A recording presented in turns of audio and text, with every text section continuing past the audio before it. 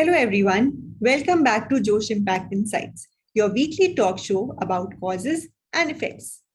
Large sections of people in India remain outside the formal healthcare system due to poor access and high costs. Among the numerous challenges in the healthcare sector in India has been lack of access to quality services for the poor and marginalized communities. The healthcare infrastructure came under considerable strain during the COVID 19 pandemic and exposed these shortcomings. Matching demand with supply in the supply chain of medicine donations is very complicated. It assumes sound knowledge of needs, understanding of the local conditions, detailed data on the quality and quantity of medicines available, as well as regulations for donations. MedPlus is one of India's leading healthcare companies with an ever growing number of pharmacy stores, online pharmacy, path labs, and optical services. It offers genuine and good quality pharmaceutical products and fast moving consumer goods at affordable prices.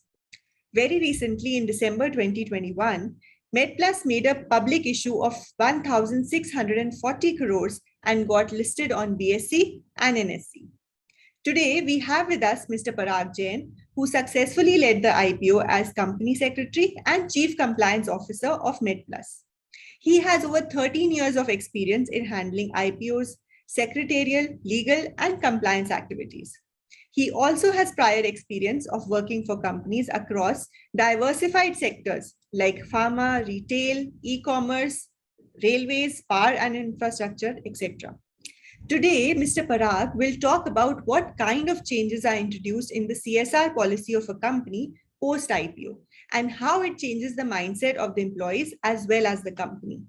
Additionally, we will also discuss how some of the medicine supply chain issues can be fixed. Hi, Parag. Firstly, congratulations for a successful IPO and welcome to Josh Impact Insights.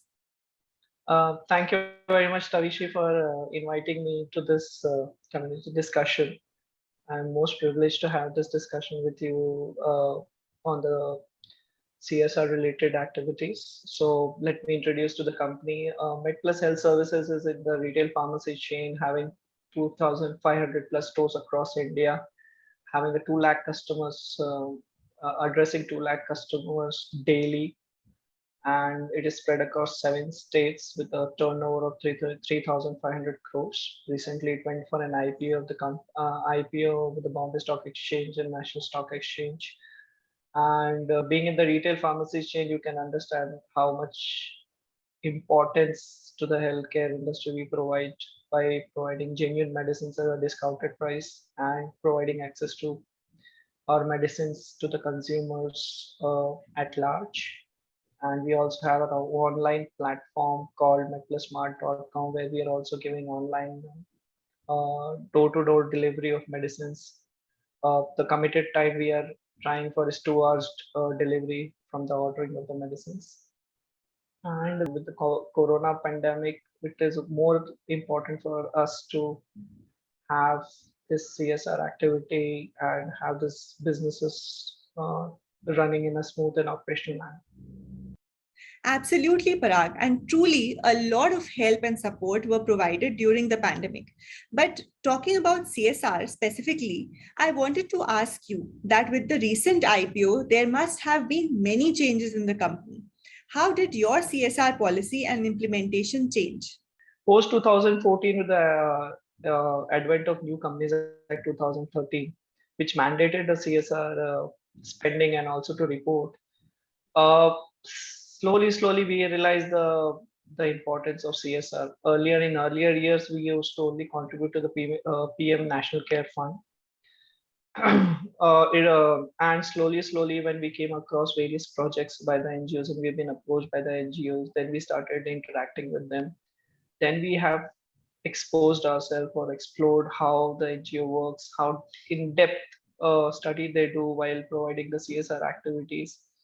And then the management start taking interest in the CSR in a broader manner. The company also grew exponentially, so the CSR contribution also increased in a very big manner. Before the IPO, this was the case. Now it is more important for us to be connected to the society, being the public figure or being the public entity now.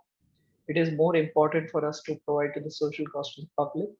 And being in the healthcare industry and with the corona pandemic, it is now more critical that we expand our horizons to not to NGOs but to execute on our own. And we are already exploring to build a team for our CSR activities where we can have a direct monitoring of whatever activities related to CSR we are doing.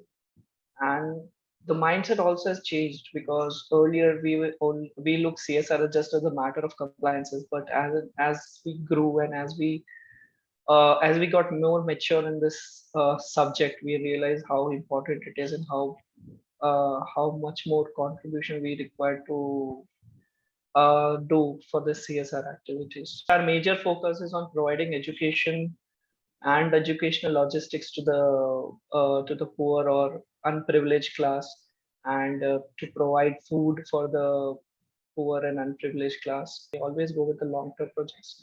We don't switch. We don't do the CSR just for the sake of giving a donation, one-time donation to to an NGO. No, we want to be a part of the cause, and we want to make a huge impact on the betterment of the society as a whole.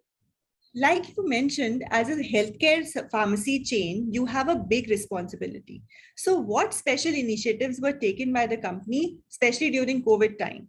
For COVID, again, it was such a critical and difficult time for everybody.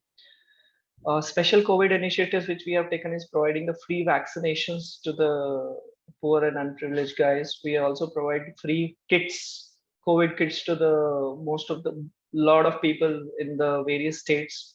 We provided vaccination centers to various locations where we can give the vaccine. And we also provide deep discounts on various COVID related items, so that people should not really get a feeling that being a pharmacy chain, we are actually making money out of the misery of others, which our intent also was not there in the first place. So that is what special unit is initiative, because this is something, since it's related to our business, it's very easy to execute and it is very easy to administer. And so we didn't really went for a high jump on any other aspect, and we really focused on our basics, and we really did a good job, and we are proud of it. So, right, when you say that you stayed with your basics, as that is where you can provide the best help. Now, these CSR activities that you have mentioned, do you carry them out directly or through an implementation agency? It's both actually, but whenever we are going for an CSR project, any NGO, either we approached or they approached us, we do a huge, extreme micro due diligence of the activities, because NGOs, uh, while they are for a good cause, but it is also important for the company to see on the transparencies on how they are executing the projects, whether the money is going for the right cause or it is getting diverted, because it's very critical for the company being in the public domain to make sure of all these activities. We do a very micro diligence of all the NGOs when we do, and post that only, where even after contributing we make a regular track of whatever activities they are doing in the functions. Our CO also visits us physically their sites to see the actual progress of the activities, and based on that only we take a decision of going for it or not. We have a CSR committee in place with the independent directors. Any proposal such kind will also go through a rigorous assessment by the independent directors in the committee before giving a final approval for CSR contribution. Right. But how easy or difficult is it to find the right beneficiary? Any challenges faced for the same? Absolutely difficult. Reason being is, as you very rightly pointed out, that uh, we come to a dilemma whether if we give the money, if they did not get executed, we also need to answer to our stakeholders and to directors why it is unspent. And it also questions our assessment capability of any NGO activities. So before we take up any CSR activity, we actually we actually um, investigate the project, the ongoing project, and we also investigate the historical execution of other projects, because to get a feel of how good they are in executing projects and how good they are in expanding their projects to other societies and other social causes. We generally avoid those guys who are just asking for money and uh, thinking of starting something, but they don't have the team or the execution capability. So we are very conservative on these type of things. We want to help, but yes, but we also don't want our money to be lying in a bank account with no use at all. So the assessment is very high on the projects, and after thorough assessment and after seeing the capability, only we go with the decision of going with the CSR activity. But yes, it's a very difficult decision, because sometimes you can see the wallpaper like a wallpaper on a computer. You can see the good picture on the outside, but when you see inside, it does not give a right picture. So we really don't go with the face value, but we go on our own, do our own independent assessment of the NGOs, take feedbacks from others, take references from others, and after we are convinced of their execution capability and their historical background, then only we go with the CSR activity with the votes. Do you think it will help to have a one-stop solution for all CSR related activities on online platform? If you are finding a one-stop shop where you can find the NGOs who are assessments are already done, where you can monitor your project, where you know where you get end-to-end your resource, and you also get a dashboard where how the money is getting spent, what are the projects are there. I mean, one-stop shop. This is digital world. People want like that, and that is the need of the hour. Plus the time is one big thing which everybody wants to save, and they also wants to save the paperwork and all.